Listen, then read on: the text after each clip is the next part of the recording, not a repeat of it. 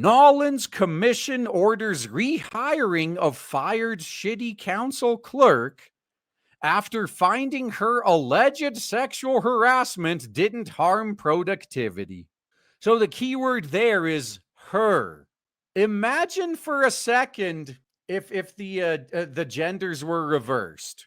If this was a dude that was being accused of sexual harassment and got fired and was then ordered to be rehired because it didn't affect his productivity any, the feminazis would be rioting. There might actually be blood in the streets. But you know what? If they want to set this precedent, I'm fine with this. Let's see how far we could push it. Yeah, again, this is only possible because this was a woman. If this was a man, dude, there's no way any commission would want to put their name on, we need to hire this man who was a sexual harasser back because it didn't affect productivity any. A Nolan's commission has ordered the shitty council to rehire a clerk who had been fired over alleged sexual harassment in the workplace because it determined her actions didn't harm the office's efficient operation.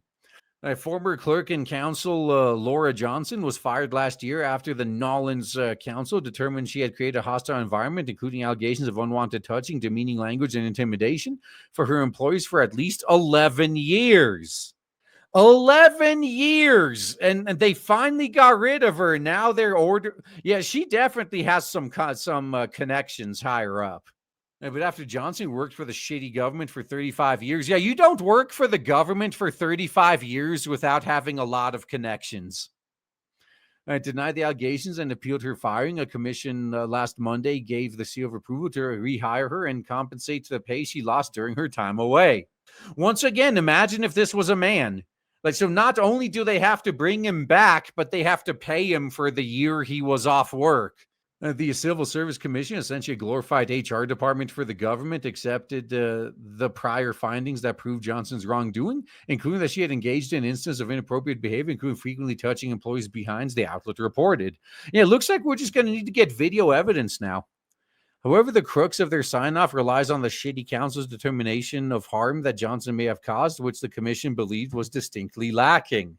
So it's okay for a woman to be a sexual harasser because it didn't affect the bottom line of the company. Okay. Remember, take note of this case so you could use it as precedent. According to the commission, Johnson should be reinstated because the shitty council has failed to carry its burden, showing the complaint of misconduct impaired the efficient operation of the clerk of council's office. Such impairment is needed to justify termination under the commission's rules, but it did not specify what sort of decline would warrant the disciplinary action. Spoiler alert, no matter how bad it is, it's never going to be bad enough if this is someone they want to keep.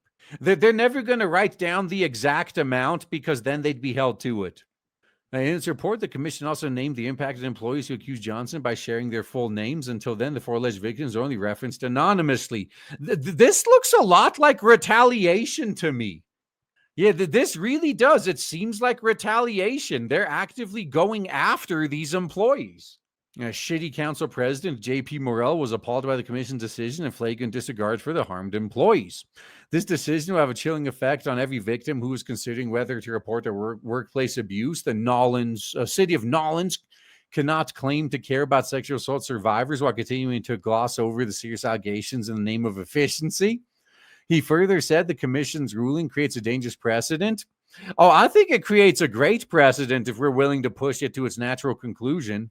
By the Civil Service Commission's logic, sexual harassment in the workplace is acceptable so long as the harassment doesn't affect the overall work product. That's exactly what this implies. Yeah, you guys got it. Now push this to its logical conclusion. Let's go.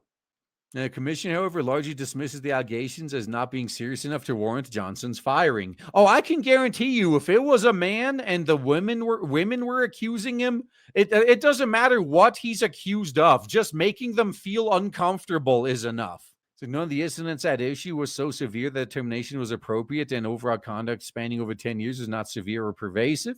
Johnson's lawyer denied the allegations, saying that the commission never determined if his client's sporadic touching of coworkers was intentional or accidental. Well, if you're the only one that ever does it, I think that's enough evidence it's intentional. So there was never any sexual harassment in this case, Brett Pendergast told the outlet. Is that just because they didn't want to bring such serious charges when, the lesser ones are more than enough to accomplish their goal? I think there's a distinct possibility of that.